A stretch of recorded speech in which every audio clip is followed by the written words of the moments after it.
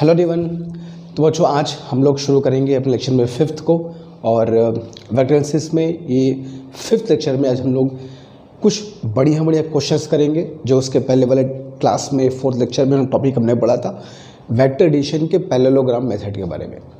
तो उस parallelogram method पे क्वेश्चंस बहुत बनते हैं, तो एग्ज़ाम में तुम चेक करो कि PYQs में तुमको बहुत क्वेश्चंस मिलेंगे जो पैरेललोग्राम मेथड पे के फॉर्मूले पे क्वेश्चंस बनते हैं। तो आगे बढ़ने से पहले हम लोग ऐसे ही करते हैं कि पहले टॉपिक पढ़ते हैं, कुछ क्वेश्चंस करते हैं, टॉपिक को क्लियर करते हैं, फिर नेक्स्ट टॉपिक की तरफ बढ़ते हैं।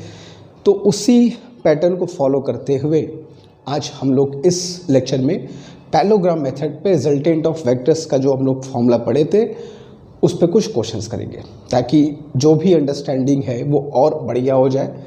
अगर कहीं कुछ डाउट है तो वो क्लियर हो जाए, क्योंकि जब तक क्वेश्चन नहीं करेंगे तब तक थ्योरी हमें उतनी अच्छे से क्लियर नहीं होती है। अगर थ्योरी क्लियर करना है, कॉन्सेप्ट क्लियर करना है, तो उसको अप्लाई करना होता है, मतलब क्वेश्चन सॉल्व करना होता है। ठीक है, तो चलो शुरू करते हैं अपने इस फिफ्थ लेक्चर में। सबसे पहला क्वेश्चन एकदम ज़ीरो से, बेसिक से, ताकि हर एक बच्चे को एकदम बेसिक चीज़ पहले पता हो, कहाँ से कैसे शुरुआत होती, फिर आगे तो हम लोग बढ़ते ही हैं। तो सबसे पहला क्वेश्चन कह रहा है कि vector C is equal to vector A plus vector B। इसका मतलब सिंपल सा ये हुआ कि A और B का रिजल्टेंट C है ना, मतलब हुआ A और B को ऐड करने पे C आता है। C is resultant of A and B। ठीक, अब कह रहा है कि C is equal to A plus B है, तो C के वैल्यू के बारे में मॉड C का, देखो हर ऑप्शन में मॉड C का जिक्र किया हुआ है, तो हमको ये चेक करना है कि C की मैग्नीट्यूड जो A और B का रिजल्टेंट है, इस C का मैग्नीट्यूड क्या हो सकता है। ठीक है, ऐसे क्वेश्चन अगर जैसे फॉर एग्जांपल अगर मैं पहला ऑप्शन पढ़ूं तो कह रहा है कि mod C is always greater than mod A। C का मैग्नीट्यूड A के मैग्नीट्यूड से हमेशा बड़ा होगा। थर्ड ऑप्शन कह रहा है कि C is always equal to mod A plus mod B। यहाँ कह रहा है कि never equal to mod A plus mod B। अगर कहीं पर ऐसा क्वेश्चन आए कहीं पर भी, तो सबसे अच्छा आसान तरीका ये होता है, बहुत बेसिक क्वेश्चन है, लेकिन अगर और भी एकदम अच्छे से पुख्ता हमको आंसर चाहिए कि कहीं गलत ना होने पाए, तो बेहतर होगा A और B की कुछ वैल्यू का एज्यूम कर लो।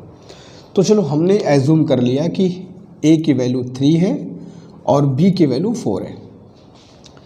रिजल्टेंट के बारे में एक बात तुमको मैंने बताया था कि रिजल्टेंट की जो वैल्यू होती है वो दोनों वेक्टर के डिफरेंस और उनके सम के बीच में होती है, उनकी वैल्यू को इंक्लूड करते हुए। कभी उनके डिफरेंस से छोटा नहीं होता, कभी उनके एडिशन से बड़ा नहीं होता। तो अगर मैं A और B को 7 मान लूँ तो मैं ये कह सकता हूँ ना कि C की जो वैल्यू होगी वो हमेशा 1 से बड़ी या बराबर भी हो सकती है और 7 के बराबर या उससे छोटी। ठीक है, 1 कहाँ से आ गया तो दोनों का डिफरेंस है, 7 कहाँ से आ गया तो दोनों का सम है। इसी चीज़ को फॉलो करते हुए जो हम लोगों ने इसके पहले का से पढ़ रखा है। तो अब C की वैल्यू 1 भी हो सकती है, 7 भी हो सकती है। ठीक है, अब जरा हम लोग इस चीज़ को इन ऑप्शंस पे अगर अप्लाई करके देख लें, हमारा आंसर क्लियर हो जाएगा। C is always greater than mod A। C is always greater than mod A। क्या C हमेशा 3 से बड़ा ही होगा? नहीं, छोटा भी तो हो सकता है। वैसे भी ऑलवेज और नेवर जहाँ ये सब शब्द आ जाए बहुत ही कठिन कड़ा शब्द होता है, इसके जल्दी सही होने का चांस नहीं होता। तो always greater than mod A, mod A से बड़ा हो सकता है, मानते हैं। C की वैल्यू 7 हो सकती है, लेकिन 1 भी तो हो सकती है। तो ऑलवेज मॉड A से कैसे बड़ा हो सकता है? तो ऑलवेज की वजह से ये ऑप्शन तुम्हारा क्या हो गया, गलत हो गया। अगर यहीं पर लिख दिया होता कि mod C may be greater than mod A, may be हो सकता है, तो तुम आराम से सही ऑप्शन था ये। तो ऑलवेज का मतलब कि हमेशा बड़ा होगा, तो हमेशा तो बड़ा हो नहीं सकता, छोटा भी तो हो सकता है। तो first option is wrong. It is possible to have mod C A से भी छोटा हो, मॉड C B से भी छोटा हो, तो है। तो अगर C की वैल्यू 1 है तो A से भी छोटा है, B से भी छोटा है, ऐसी पॉसिबिलिटी हो सकती है। ये नहीं कह रहे कि ऐसा होगा ही होगा, इट इज़ पॉसिबल। पॉसिबिलिटी बताया था, पॉसिबिलिटी तो ही हो सकती है डिपेंडिंग ऑन एंगल। तो second option is okay fine, मगर अभी बाकी पढ़ते हैं कि आगे। Mod C is always equal to A plus B। Always कैसे हो सकता है लेकिन हमेशा दोनों के बराबर होगा। मॉड सी 7 के बराबर हो सकता है, a प्लस बी के बराबर हो सकता है, मानते हैं, लेकिन ये जो ऑलवेज लिख दिया है वो गड़बड़ है। 7 के बराबर हो सकता है मगर 7 से छोटा भी तो हो सकता है, तो ऑलवेज की वजह से ये जो ऑप्शन है वो गड़बड़ा गया। मॉड सी इज नेवर, अब नेवर भी गलत है, मतलब या तो होगा ही या तो कभी नहीं होगा। ऐसा कैसे भाई?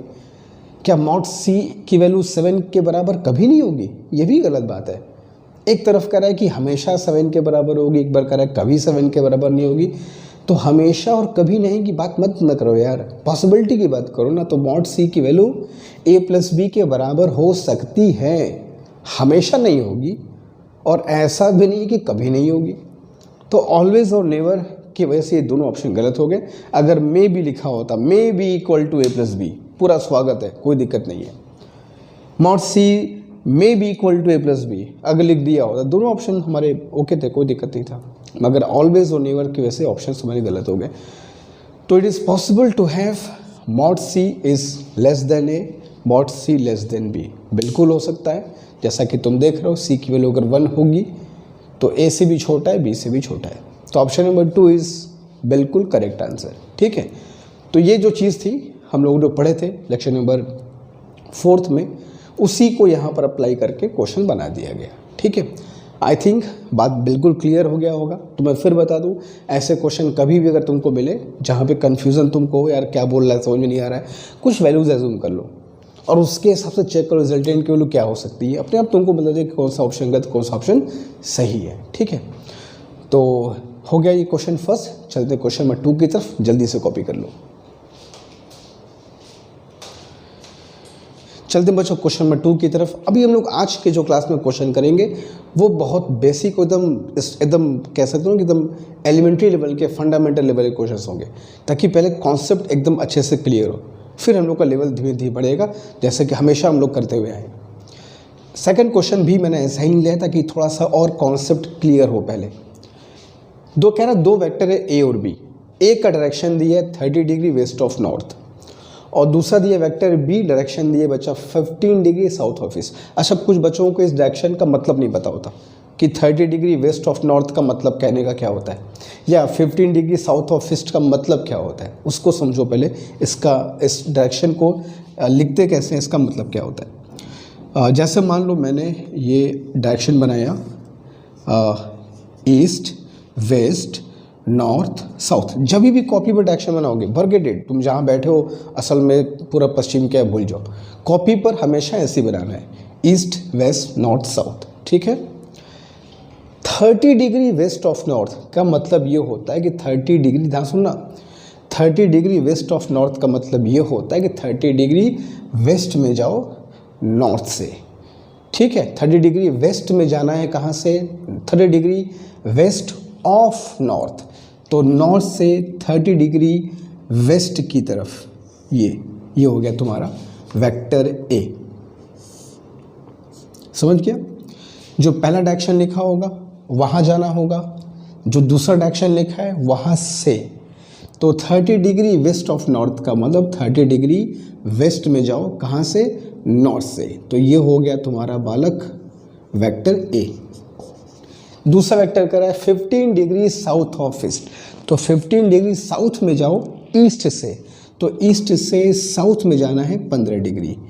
तो कुछ इस तरीके से ये हो गया मेरा वेक्टर बी, जो कि ईस्ट से 15 डिग्री साउथ की तरफ को बोल रहा है। तो ये 2 वेक्टर को ड्रॉ कर दिया मैंने। अब बच्चों कह रहा है कि इनका resultant which of the following can not be, इस चीज़ को फोकस करना, can not be the direction of the resultant, इनमें से कौन सा डायरेक्शन इनके रिजल्टेंट नहीं हो सकते। तो हम लोग एक बहुत बेसिक चीज़ जानते हैं कि 2 वेक्टर का रिजल्टेंट हमेशा उन वेक्टर के बीच में लाई करता है, उन वेक्टर के बाहर नहीं जाता। तो जो भी रिजल्टेंट होगा वो ए से बी के बीच में ही रहेगा, यहाँ से लेकर यहाँ तक कहीं भी हो सकता है, इनफाइनाइट डायरेक्शन से कहीं भी हो सकता है, लेकिन कभी भी इसको क्रॉस करके इधर नहीं आएगा, इसको क्रॉस करके इधर नहीं आएगा। ये वेक्टर एडिशन का रिजल्टेंट का बहुत ही बेसिक सा रूल है। ठीक है, याद रहेगा ये बात कि रिजल्टेंट जो भी होगा वेक्टर के बीच में अंदर रहेगा, बाहर कैसे जा सकता है। कॉमन सेंस लगाने की बात है। दो फोर्स लगाकर बॉडी को खींच रहे हो तो दोनों फोर्स के बीच में ही तो बॉडी कहीं ना कहीं मूव करेगी, उसके बियॉन्ड तो जा नहीं सकते। तो ये बात है। अब देख लो फिर नॉर्थ में हो सकता है कि नहीं, तो नॉर्थ डायरेक्शन दोनों वेक्टर के बीच में है, बड़े प्रेम से हो सकता है। ईस्ट भी दोनों वेक्टर के बीच में है, हो सकता है। नॉर्थ ईस्ट का मतलब नॉर्थ और ईस्ट के एकदम बीच में, दिस इज नॉर्थ ईस्ट, दोनों से 45 डिग्री बनाते हुए, तो नॉर्थ ईस्ट भी तो दोनों वेक्टर के बीच में है, बिल्कुल हो सकता है। साउथ जो है वो दोनों वेक्टर के बाहर निकल गया, तो साउथ में इनका जो रिजल्टेंट है वो नहीं हो सकता, इसलिए चौथा ऑप्शन सही है। ऑप्शन सही है, डायरेक्शन गलत है। ठीक है, हमसे पूछा था can not be the direction of resultant, तो साउथ में रिजल्टेंट नहीं आ सकता, हमेशा इसके बीच में ही रहेगा। नॉर्थ भी हो सकता है, ईस्ट भी हो सकता है, नॉर्थ ईस्ट भी हो सकता है, कोई दिक्कत नहीं है, मगर इसके बाहर नहीं निकल सकता। तो fourth option is south is correct. तो ये भी फंडामेंटल चीज़ है जो हमको पता होना चाहिए। अब ये सब क्वेश्चन जब सॉल्व करोगे तो यहाँ भी पता चलता है क्या ये क्वेश्चंस में हमने ये पढ़ा था, तो ये चीज़ कहीं पर अप्लाई हो सकती है। ठीक है, तो क्वेश्चन भले ना आए लेकिन जो क्वेश्चन से हमको सीख मिलती है वही हमारे काम आती है। ठीक है, तो क्वेश्चंस को समझना हमको इसलिए है क्योंकि जो वहाँ से हमको सीख मिलती है वही हमें आगे के क्वेश्चंस को सॉल्व करने में काम आता है। क्वेश्चन को रटना नहीं है कि यार ये क्वेश्चन आएगा, उसमें सीखा है, जो लर्निंग हमको मिली है वो हमको देखना है कि वो हम उस क्वेश्चन से क्या सीखे हैं, कुछ नई चीज़ सीखने को मिली है कि नहीं, वरना फिर क्वेश्चंस को नंबर बढ़ाने की थोड़ी करना है। ठीक है, तो क्वेश्चन नंबर 2 हमारा हो गया, अच्छे से देख लो, समझ लो। क्वेश्चन नंबर 3 की तरफ चलते हैं, डू इट। चलते बच्चों क्वेश्चन नंबर 3 की तरफ। क्वेश्चन नंबर 3 बहुत बेसिक क्वेश्चन है, देखते हैं क्या करें। The angle between two vectors A and B is 120 degree. चलो कुछ वैल्यूज हमको दे दिया है इसमें कि दो वेक्टर हैं जिनके बीच का एंगल जो है वो 120 डिग्री है, 120 डिग्री। ये दो वेक्टर मैंने बनाया और ये बनाया उनके बीच का एंगल, दैट इज 120 डिग्री। ठीक है, and their resultant is vector C. इनका जो रिजल्टेंट है वो एक वेक्टर सी के बराबर है। तो सी की जो मैग्नीट्यूड होगी, सी की जो वैल्यू होगी, mod C mod C mod C mod C, हर ऑप्शन में मॉड सी है। मतलब जो रिजल्टेंट सी है उसकी मैग्नीट्यूड के बारे में हमसे पूछ रहा है, क्या हो सकता है। Mod C greater than A plus mod B, mod C less than mod A minus mod B. मतलब सी की जो वैल्यू है वो ए और बी दोनों के सम से ज़्यादा हो रही है, देख रहे हो। सी की जो वैल्यू दोनों के डिफरेंस से भी कम हो जा रही है, सी की वैल्यू दोनों के डिफरेंस के बराबर है, सी की वैल्यू दोनों के डिफरेंस से ज़्यादा है। हम अगर चाहे तो पता है ऑप्शन से इसका आंसर निकाल सकते हैं। जैसे अगर सी ए और बी का रिजल्टेंट है तो हम लोग क्या पढ़े हैं कि जो मॉड सी है, मॉड सी जो है वो दोनों के डिफरेंस से कभी छोटा नहीं होता और दोनों के सम से कभी बड़ा नहीं हो सकता। ये पढ़ा है कि नहीं पढ़ा है हम लोग ने, बताओ, पढ़ चुके हैं। तो जब मॉड सी दोनों के सम से बड़ा नहीं हो सकता तो फर्स्ट ऑप्शन तो पहले गलत हो गया। मॉड सी दोनों के सम से बड़ा कैसे हो सकता है, कभी भी पॉसिबल नहीं है, किसी भी एंगल में पॉसिबल नहीं है। उड़ करके सी की वैल्यू ए और बी के बराबर जा सकती है, वो भी सेम डायरेक्शन में होता तब। यहाँ तो 120 डिग्री बोला हुआ है, तो कोई चांस ही नहीं है। तो मतलब ये तो किसी एंगल पर नहीं होगा, है ना। मतलब ये तो स्टेटमेंट ही गलत है, फॉरगेट अबाउट एंगल, ये तो बात ही बिल्कुल गलत है। दूसरा ऑप्शन भी कह रहा है सी की वैल्यू दोनों के डिफरेंस से छोटी है, तो दोनों के डिफरेंस से छोटी ही कहाँ होती है यार, बराबर हो सकती है, उससे छोटी तो हो सकती है, तो ये ऑप्शन भी तो गलत है। सी की वैल्यू दोनों के डिफरेंस के बराबर है, तो सी की वैल्यू दोनों के डिफरेंस के बराबर हो सकती है, बिल्कुल लिखा भी है, C is equal to A minus B, mod A minus B हो सकता है। लेकिन ये मॉड ए माइनस बी होता कितने डिग्री पर है, हम लोग पढ़ चुके, ऑप्शन बोल रहा हूँ, हम लोग लेक्चर में 4 दिन पढ़ चुके थे कि ये होता है theta is equal to 180 degree पर। जब दोनों वेक्टर क्या होते हैं अपोजिट, तब दोनों रिजल्टेंट की वैल्यू दोनों के डिफरेंस के बराबर होती है। तो एंगल तो 120 दिया हुआ है, और ये तो सही है मगर 180 पर सही है, ये भी गलत हो गया। एक ही चीज़ बची, ऑप्शन नंबर 4। तो इस हिसाब देखा जाए तो ऑप्शन सही हमने आंसर निकाल लिया, लेकिन कैलकुलेशन से भी करके दिखाता हूँ तुमको।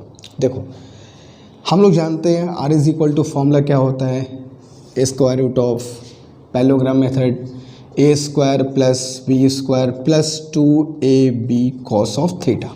ठीक है, रिजल्टेंट जो है वो c है तो c लिख दिया और स्क्वायर भी कर दिया, तो क्या हो जाएगा A square plus B square plus 2ab cos 120 रख दिया जाए, एंगल है 120 डिग्री, कॉस 120 डिग्री जैसा कि क्वेश्चन में दिया हुआ था। ठीक है,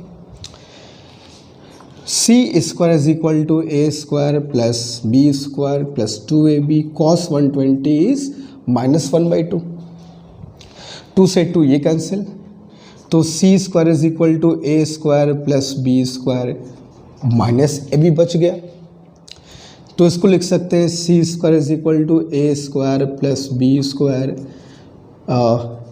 minus 2ab and plus A B. एक बार ए बी मैंने माइनस किया, एक बार ए मैंने प्लस कर दिया। अब ये हो गया ए माइनस बी का whole square, A minus B का whole square plus A B. अब सी स्क्वायर की जो वैल्यू है वो ए माइनस बी का whole square plus A B है, मतलब सी की जो वैल्यू आएगी, अगर मैं स्क्वायर रूट लूँगा तो सी की जो वैल्यू आएगी वो ए माइनस बी तो होगी ही, प्लस कुछ और वैल्यू भी आएगी because of this extra term A B. अगर ये ना होता तो सी इज इक्वल टू क्या होता, अच्छा मैं इसको छुपा दूँ और C square is equal to लिखो ए माइनस बी का होल स्क्वायर, तो इसका मतलब क्या हुआ, C is equal to A minus B. ठीक है, दोनों तरफ का अगर मैं स्क्वायर रूट ले लूँ तो अगर इसके न होने पर सी की वैल्यू ए माइनस बी के बराबर है, तो अगर ये कोई पॉजिटिव वैल्यू ऐड करोगे तो सी की वैल्यू क्या होगी, ए माइनस बी से और थोड़ी सी बढ़ जाएगी। तो यहीं से अगर देख मैं निकालूँ तो सी की जो वैल्यू आएगी वो ग्रेटर देन क्या आएगी, ए माइनस बी, यानी कि मॉड बी से थोड़ा सा ज़्यादा। तो उस तरह भी हम लोग चेक करेंगे तो ऑप्शन नंबर 4 हमको बिल्कुल सही मिलेगा। ठीक है, तो थर्ड क्वेश्चन का 4th ऑप्शन सही है। जल्दी करो, 4th क्वेश्चन की तरफ तुरंत आगे बढ़ेंगे, जल्दी चलते बच्चों क्वेश्चन नंबर 4 की तरफ। बहुत बढ़िया क्वेश्चन 4 देखना। The resultant of two vectors P and Q is perpendicular to vector P. दो वेक्टर हैं ए और पी और क्यू, जिनका रिजल्टेंट वेक्टर पी के परपेंडिकुलर है। अगर मैं फिगर बना के तुमको दिखाना चाहूँ तो फिगर लो मैंने बना दिया, ये वेक्टर पी हो गया और ये वेक्टर क्यू हो गया। वेक्टर पी वेक्टर क्यू मुझको नहीं पता है कहाँ पे, मैंने खुद से मान लिया। तो दो वेक्टर है पी और क्यू और इनका रिजल्टेंट जो है वो वेक्टर पी के परपेंडिकुलर है। तो वेक्टर पी के परपेंडिकुलर है तो वेक्टर पी के परपेंडिकुलर मैंने इनका रिजल्टेंट यू बना दिया। ठीक है, हो गया परपेंडिकुलर, यहाँ तक क्लियर है। दो वेक्टर मुझको दिया था पी और क्यू, मैंने मान लिया पी और क्यू होंगे कहीं पे, जिनका रिजल्टेंट पी के परपेंडिकुलर है, तो मैंने पी के परपेंडिकुलर रिजल्टेंट को बना दिया। लेकिन ध्यान से इस फिगर को देख के बताओ, क्या फिगर टेक्निकली सही है? इस फिगर में कोई फ्लॉ नहीं है, कोई मिस्टेक नहीं है, सही है? सरासर गलत फिगर है ये। क्यों? अभी मैं तुमको पहले कुछ देर पहले बताया कि रिजल्टेंट जो होता है वेक्टर का, वेक्टर के बीच में होता है बालक, वेक्टर के बाहर नहीं निकलता। तो ये रिजल्टेंट जो है वो वेक्टर पी और क्यू के बीच में होना चाहिए और बाहर हम दिखा नहीं सकते उसको।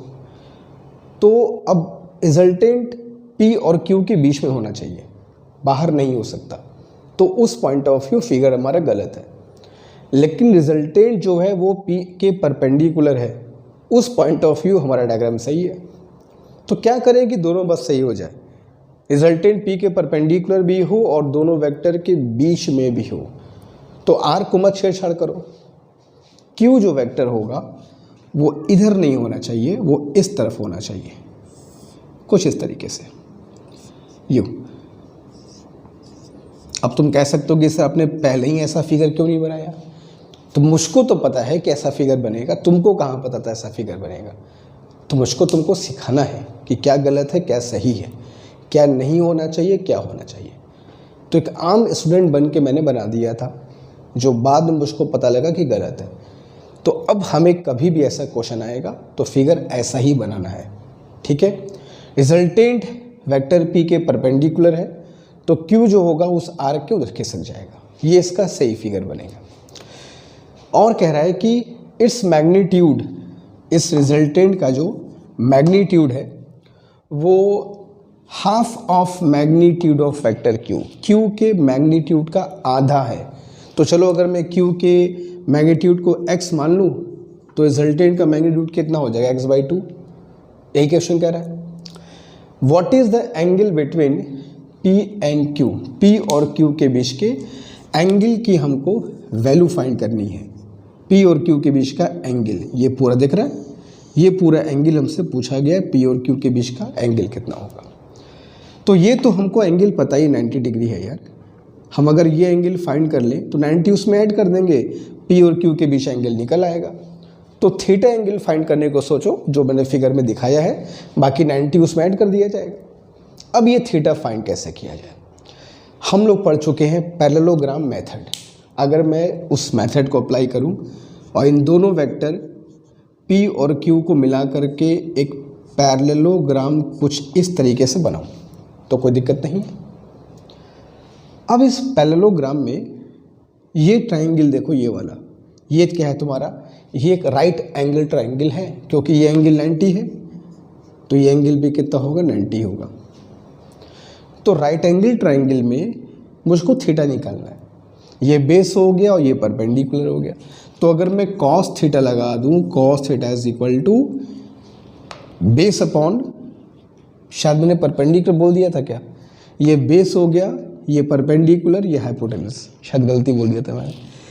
तो cos theta is equal to base upon hypotenuse, यानी कि x/2 बाई x, यानी कितना आ गया, 1/2। तो कॉस में 1/2 कितने डिग्री पर होता है, 60 डिग्री पर होता है। तो 60 वो और 90 ये, तो पूरा p और q के बीच एंगल कितना होगा, 90 + 60 दैट इज 150। तो we can say therefore angle between vector p and vector q is equal to 90 उधर का, 60 फाइंड किया, एंगल कितना आ गया, 150 डिग्री। आसान सा क्वेश्चन था, लेकिन इस फिगर को ध्यान से समझना कि फिगर कैसे बनाया और क्यों ऐसा ही फिगर बनाया, ठीक है। तो ऐसे क्वेश्चन कभी भी अगर आएंगे कि कोई गिवन वेक्टर रिजल्टेंट जो है वो किसी गिवन वेक्टर के परपेंडिकुलर है, तो बीच का एंगल हमेशा 90 से ज़्यादा होगा, जिसको ऑप्टिव्स एंगल भी कहते हो। तो उस हिसाब से ये ऑप्शन तुम्हारा पहले गलत हो गया था। जैसे मेरा फिगर बन गया उसी वक्त ये ऑप्शन गलत हो गया, क्योंकि जैसे ही फिगर बन गया हमको समझ में आ गया कि p और q के बीच का एंगल क्या होने वाला है, 90 से अधिक होने वाला है। तो 90 से अधिक होगा तो 75 तो पहले ही हमारा कैंसिल हो गया।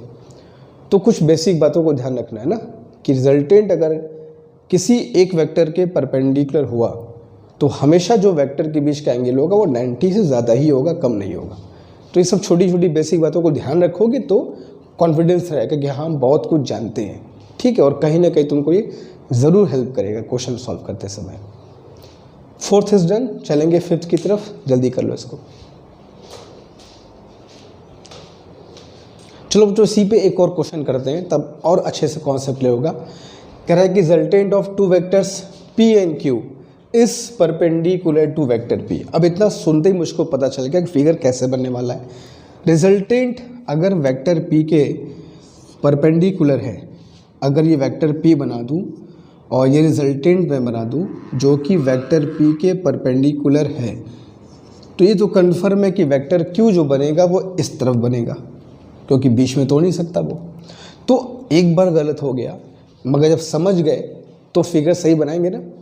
तो कभी भी अगर रिजल्टेंट दो वेक्टर में से किसी एक के परपेंडिकुलर है तो समझ जाना कि फिगर में जो एंगल बनेगा दोनों वेक्टर्स के बीच का वो कुछ 90 से ज़्यादा होना चाहिए। तो ये बन गया तुम्हारा एक्चुअल फिगर। अब अगर मैं इसको पूरा करके एक पैरेललोग्राम कंस्ट्रक्ट कर दूं तो कोई दिक्कत नहीं है, फाइन। अब कह रहा है कि इट्स मैग्नीट्यूड, इट्स मतलब रिजल्टेंट की बात हो रही है, its magnitude is 3/5 times of magnitude of vector Q. Q के मैग्नीट्यूड का ये वैल्यू रिजल्टेंट 3/5 है। तो फिर वही काम करूँगा, मैं इसको मान लूँगा x। तो x का 3/5 क्या होगा, 3x/5। और ये एंगल 90 है ही है, ये एंगल मुझको पता कर रहा है, मान लो अल्फ़ा एंगल है ये वाला, अल्फ़ा फाइंड कर ले, 90 उसमें ऐड कर दिया जाएगा। तो again same thing, cos alpha is equal to base upon hypotenuse. तो base is 3x/5 and hypotenuse is x। तो x cancel, cos alpha is equal to 3/5। हमने तुमको बहुत बार लिखवाया था वैल्यू दो चीज़ों का, 37 और 53। फिर लिख दे रहा हूँ मैं, जिन बच्चों को नहीं पता याद रख लेंगे। साइन 37 अगर आता है तो ये 3/5 है, कॉस 37 अगर आता है तो ये 4/5 है, साइन 53 डिग्री के कहीं आता है तो ये 4/5 है, और कॉस 53 डिग्री अगर कहीं आता है तो ये 3/5 है। याद देखना, तो कॉस थीटा में 3/5, तो कॉस में 3/5 वैल्यू किसकी होती है, इट इज़ 53 डिग्री। तो इसका मतलब ये हुआ कि जो हमें एंगल मिला alpha is equal to 53 degree. लेकिन 53 डिग्री अल्फ़ा की वैल्यू है, हमें पी और क्यू के बीच एंगल चाहिए। तो therefore angle between vector P and vector Q कितना होगा, 53 डिग्री वो प्लस 90 डिग्री वो, तो एंगल कितना आएगा 143 डिग्री। ठीक है। फिर दूसरा पूछ रहा है कि P और Q के मैग्नीट्यूड का रेशो बताओ। तो P का तो मैंने x मान लिया है, और या कुछ और भी कर सकते हैं हम लोग। अगर मुझको ये वैल्यू पता चल गई है, अच्छा ये अगर ये P है तो ये भी P होगा, ठीक है। और मुझको P और Q का रेशो चाहिए मैग्नीट्यूड का, तो P/Q मतलब P/x चाहिए, तो परपेंडिकुलर अपॉन हाइपोटेंस चाहिए। तो perpendicular hypotenuse is equal to क्या होता है, साइन अल्फा के बराबर होगा। तो अगर मैं निकालूँ mod P upon mod Q, ठीक है, मतलब दिस बाई दिस, मतलब परपेंडिकुलर अपॉन हाइपोटेंस चाहिए। तो परपेंडिकुलर अपॉन हाइपोटेंस किसके बराबर होता है, is equal to sine alpha. तो कितना हो जाएगा साइन अल्फा, यानी कि साइन 53 डिग्री, और साइन 53 कितना होता है, दैट इज 4/5। तो रेशो कितना आ गया 4:5। ये भी इसका आंसर हो गया। या ऐसे भी कर सकते थे, ये x है, ये 3x/5 है, पाइथागोरस थ्योरम लगा करके इस p की वैल्यू फाइंड कर लिए होते, फिर p/x कर दिए होते, वैसे भी आ गया होता। कैसे भी निकालो, बस आंसर हमको सही और अच्छे से चाहिए, ठीक है। तो ये हो गया क्वेश्चन नंबर 5, वैसे ही था, जल्दी करो, 6 की तो तुरंत चलेंगे, डू इट। क्वेश्चन नंबर 6 भी वैसे ही क्वेश्चन है, हल्का सा बदलाव के साथ है। The resultant of two vectors A and B is perpendicular to vector A. तो सबसे जो कहा है वो बना लो, ए और बी का रिजल्टेंट जो है वो वेक्टर ए के परपेंडिकुलर अगर है तो वेक्टर ए और वेक्टर बी ऐसे बनाना होगा, और रिजल्टेंट को वेक्टर ए के परपेंडिकुलर दिखाना होगा। ये हो गया तुम्हारा फिगर। अब ऐसे क्वेश्चंस का फिगर हमको याद होना चाहिए। कैसे क्वेश्चन में सर ने फिगर क्या बताया था। फिर कह रहा है कि रिजल्टेंट का जो मैग्नीट्यूड है वो ए के इक्वल भी है, मतलब आर ए के परपेंडिकुलर है और ए के ही इक्वल है। तो ए के इक्वल है, ए को x मान लो, तो r की वैल्यू भी क्या होगी, x होगी। हमने फिर इनको मिला करके पैरेललोग्राम कंस्ट्रक्ट कर दिया। फाइंड करना है a और b के बीच का एंगल हमेशा की तरह, और दोनों के मैग्नीट्यूड का रेशो, a और b के मैग्नीट्यूड का रेशो। फिर वही काम करते हैं, अंदर के एंगल को, मुझको ये एंगल नहीं चाहिए, 90 बाद में ऐड कर देंगे। इस एंगल को मैंने मान लिया चलो फाई, ठीक है। अच्छा ये अगर x है, ये अगर x है, तो पाइथागोरस थ्योरम के हिसाब से ये वैल्यू क्या होगी, x√2 होगी कि नहीं। और अगर ये x है तो ये भी x होगा, ये x है तो ये x√2 है तो ये भी ये इसके बराबर होता है, ये इसके बराबर। ठीक है, अब तीनों साइड तुमको पता है, साइन कॉस टेन कुछ भी लगा दो, टेन लगा देते हैं इस बार। चलो तो tan phi is equal to perpendicular upon base, that is x by X, that is 1। तो फाई इज इक्वल टू क्या आ गया बालक, 45 डिग्री, 545 आया है। तो therefore angle between vector A and B जो हमको चाहिए था, that is 90 plus 45, that is 135 degree. तो एंगल तो A और B के विषय कितना आ गया, 135। और फिर तुमसे पूछा है दोनों के मैग्नीट्यूड का ratio mod A by mod B। तो A का मैग्नीट्यूड मैंने कितना माना था, x, और x को मानने के वजह से जो B की मैग्नीट्यूड आई थी वो कितनी आई थी, x√2। तो जो रेशो मिला दोनों के मैग्नीट्यूड का वो कितना मिला, 1:√2। ठीक, क्वाइट सिंपल क्वेश्चन है। तो ये तीनों क्वेश्चन मैंने बताया ताकि तुमको अंदाज हो कि ऐसे क्वेश्चंस में क्या अप्रोच हम लगाते हैं। ठीक है, तो 6 इज डन, चलेंगे 7th की तरफ। अच्छे से कर लो इसको, पहले डू इट। अब चलते क्वेश्चन में 7th की तरफ। ये भी अच्छा क्वेश्चन देखना, हर क्वेश्चन में तुम्हें कुछ नई चीज़ सीखने को मिलेगी। यही इस क्लास का सबसे इम्पोर्टेंट पॉइंट है। हर एक क्वेश्चन में जो मैं लेकर के आता हूँ उसका एक पर्पस ये होता है कि तुमको उस क्वेश्चन से कुछ नई चीज़ सीखने को मिले। क्वेश्चंस करने का तरीका, क्वेश्चन पे अप्रोच करने का तरीका, ये नहीं कि बस गिनती के तौर पे सर ने आज 25-20 क्वेश्चन करा दिया, ऐसा नहीं है। 10 ही 12 क्वेश्चन करो, मगर हर क्वेश्चन से कुछ तुमको कॉन्सेप्ट मिले। देखो जैसे क्वेश्चन ये भी है, the sum of magnitude of 2 vectors acting at a point is 18। 2 vector के मैग्नीट्यूड का सम दिया है 18, अच्छी बात है। एंड रिजल्टेंट इज 12, इनका रिजल्टेंट है 12, ये भी अच्छी बात है। If the resultant is perpendicular, यही इस क्वेश्चन का एक की पॉइंट है। Resultant is perpendicular to the smaller vector, जो रिजल्टेंट है वो स्मॉलर वेक्टर के परपेंडिकुलर है। तो चलो मैं अगर मान लूँ कि ये स्मॉलर वेक्टर है तो रिजल्टेंट तुम्हारा ये हो जाएगा, ये रिजल्टेंट है। ठीक है, और ये मान लिया मैंने this is the smaller vector.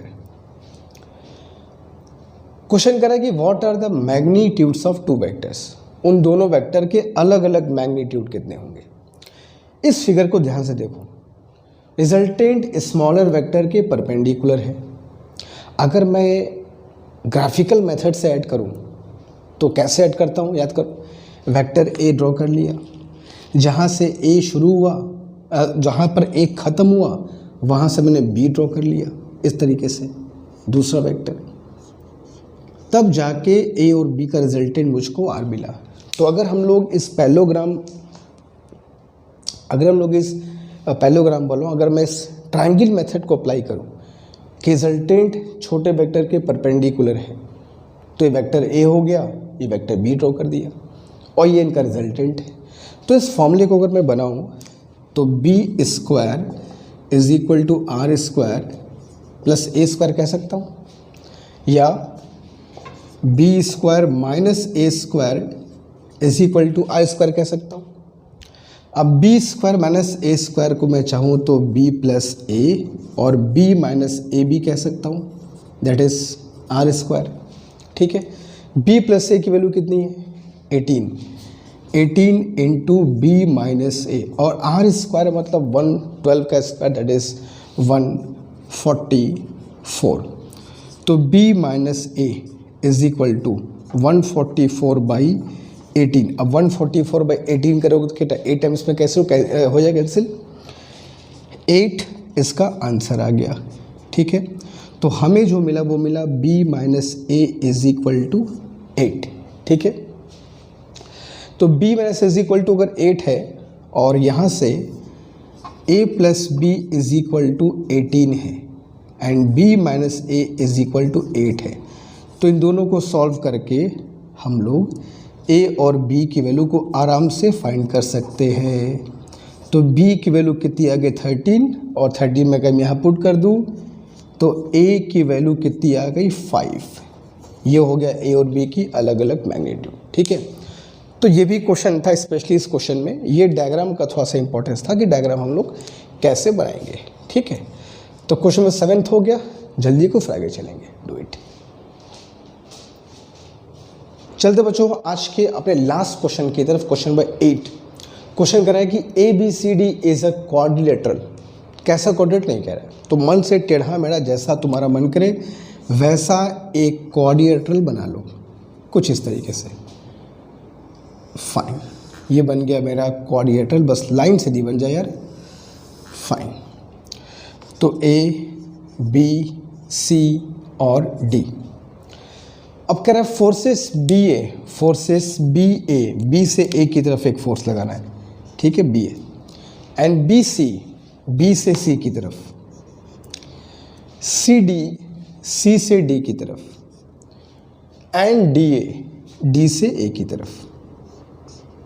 ये है, और कह रहा है कि इन चारों का रिजल्टेंट क्या होगा मुझको बताना है। सुनो, अगर हम लोग यहाँ से एक वेक्टर ड्रॉ कर दें कुछ इस तरीके से, तो BA is this, BC is this, CD is this, DA is this. अब जब मुझको ये बताओ, अगर CD प्लस DA अगर मैं ऐड करूँ तो ग्राफिकल मेथड से CD plus DA is equal to ये वेक्टर CA होगा कि नहीं। तो मुझको निकालना है BA plus BC plus CD plus DA।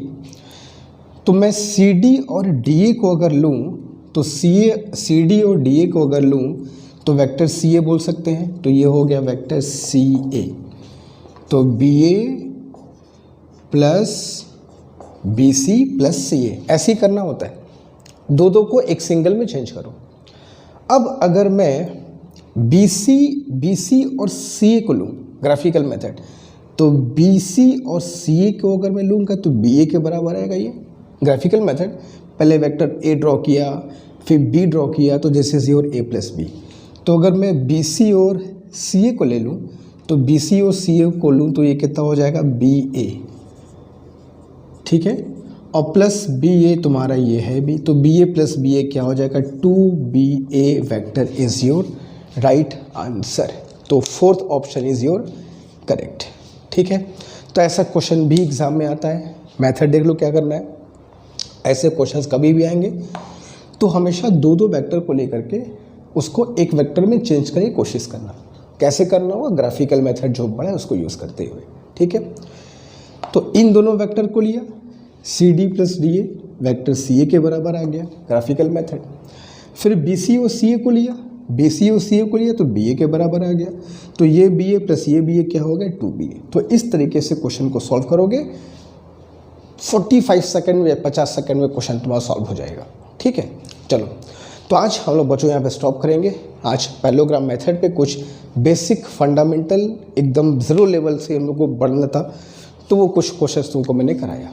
उम्मीद है क्वेश्चन से तुमको बहुत कुछ सीखने को मिलेगा, कुछ बहुत बेसिक फंडामेंटल बातें तुमको जानने को मिली होंगी। हालांकि हम लोग पढ़ चुके थे थ्योरी में ही, मगर अप्लाई करने पर और चीज़ें क्लियर हो गई। मिलेंगे नेक्स्ट क्लास में, कुछ क्वेश्चंस के लेवल थोड़े और बढ़ेंगे ताकि हम लोग और अच्छे क्वेश्चंस की प्रैक्टिस भी करें, बेसिक भी स्ट्रांग हो और अच्छे क्वेश्चंस की भी प्रैक्टिस हो।